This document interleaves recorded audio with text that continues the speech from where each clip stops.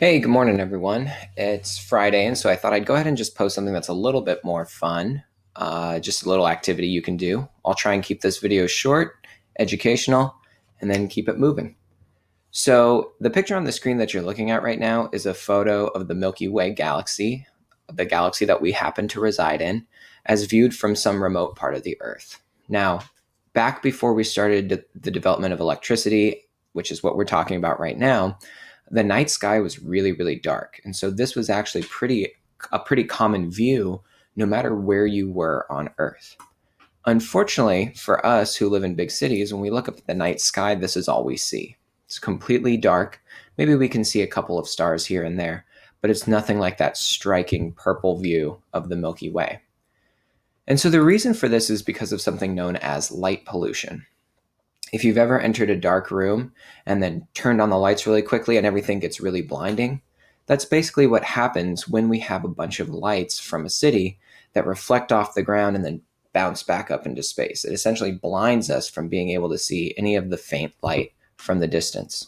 Although this photo looks super bright compared to the intense lights that are really close to us in the city, it's actually pretty dark. And so, for a lot of astronomers and researchers that study deep space objects, they've had to set up observatories. If you've ever seen a building that looks like this before, this is an observatory, which inside has a giant high powered telescope like the one you see here. And most of the time, observatories are built in the middle of nowhere on top of mountains. That way, they're far from cities where there's a lot of light pollution, and they're up high, so that reflective effect from the light bouncing back off the Earth is minimized. This allows them to take some pretty incredible photos. But as we've started to put more and more satellites into space, the light from those satellites is actually interfering with our telescopes. So back in, I want to say the late 90s, early 2000s, NASA came up with a solution to this problem and said, well, instead of having these ground observatories that are on top of mountains shooting out to space, let's take our telescope and let's just put it into space. So the photo you're looking at right now is of the Hubble Space Telescope. It was a joint program that was put together, organized by NASA, but many different teams of engineers and researchers built. Some of the key features, as you can see, there's communications devices, there's solar panels which power the telescope. There are little tiny thrusters on here, which allow the telescope to change its position.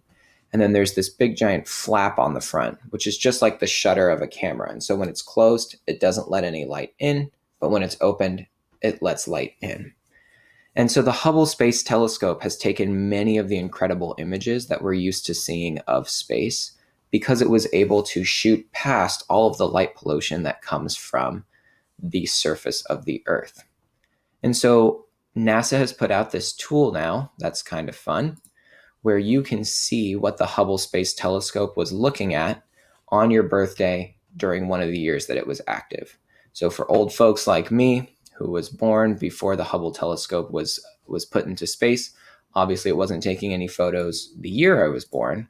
But if I were to put in my date, what we see is that in 2008, on my birthday, when the Hubble Space Telescope was in the sky, it took this image of the center of our Milky Way galaxy. So all the way back to that first photo, we can see the galaxy, that purple hue, but using a special telescope, they were able to peer at the very center, what's in the middle of that galaxy.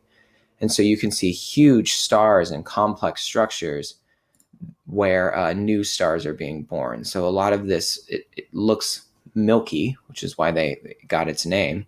You can see that in this space and these really bright spots around here, these are either nebulas where stars are born. They could be stars that have exploded because the center of the galaxy has a huge gravitational energy and it's really, really, really hot, which is why new stars can be born there before they're shot out to the galaxy and caught in that big swirl that we're used to seeing. So I'm going to go ahead and post a link to this website if you're interested to see what Hubble saw on your birthday one year.